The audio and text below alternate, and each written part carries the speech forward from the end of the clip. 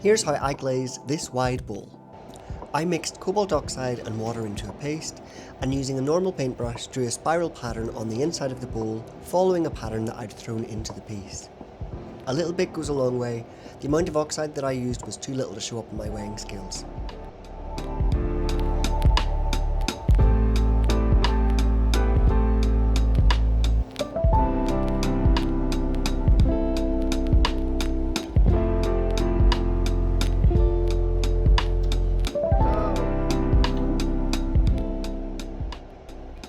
At this stage, I accidentally flicked the paintbrush, scattering oxide onto the bowl, and I decided to lean into it and made spatter marks around the rest of the bowl.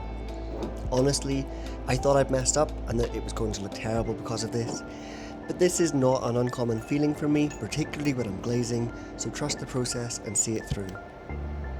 I then pour a generous amount of glaze right inside the vessel. The glaze that I use here is called floating copper, and it, amongst with some other glazes I use, is one of Old Forge Creations recipes, which I'll link to in the description. I carefully tip the bowl to evenly distribute the glaze on the inside as best I can without spilling any, and once I've covered the inside, I tip the excess right back out into my glaze bucket.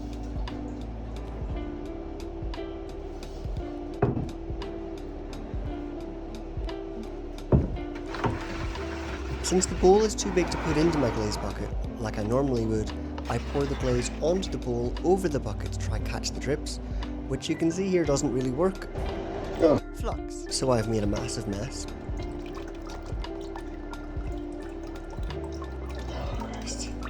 This is where I decide just to paint some more glaze on to cover the parts that I missed when pouring the glaze on. So I use another glaze called floating cobalt, which I just brush onto the pot directly. This was a little awkward, but it worked better than pouring glaze on.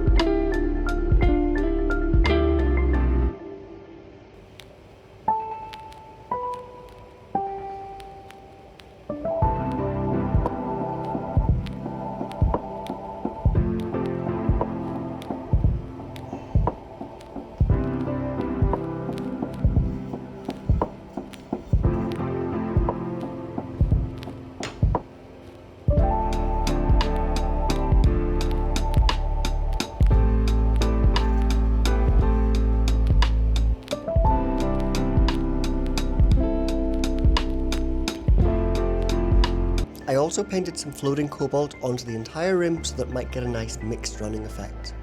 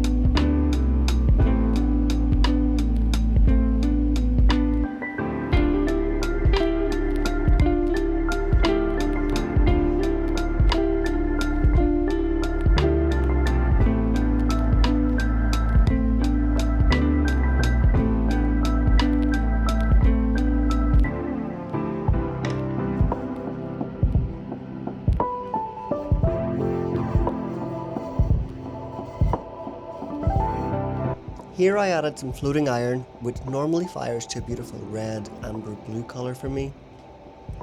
I mentioned that I thought I'd messed up the inside of the bowl with the oxide, so this glaze was an attempt at damage control. In my head, I thought this glaze would cover most of the oxide below and make the initial layer fade into the background somewhat, but thankfully that isn't what happened, and what I ended up with was a subtle blush in the middle instead. I fired this piece at cone 7 in my electric kiln.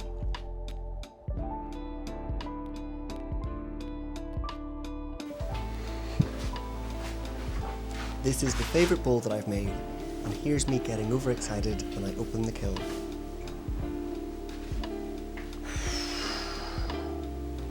Oh, is that a crack? Is that not?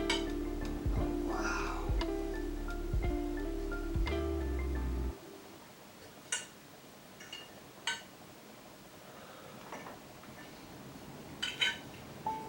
That. Wow, I need gloves. Whew.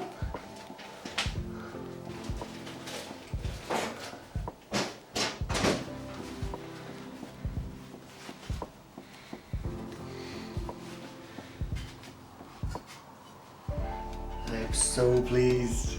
That's so cool. I'll need to look over the video again.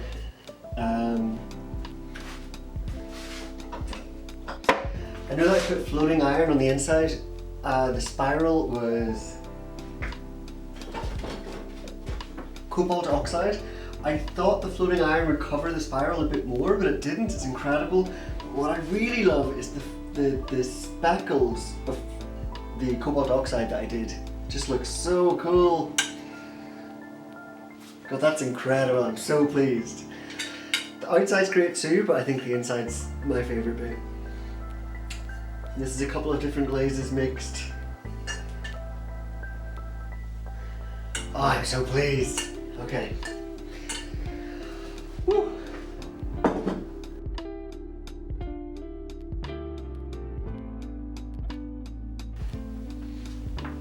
This bowl.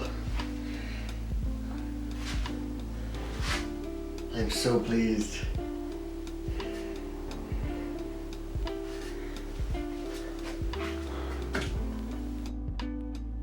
I'd love to know what you think.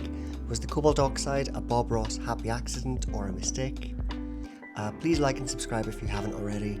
Thank you so much for watching. Goodbye.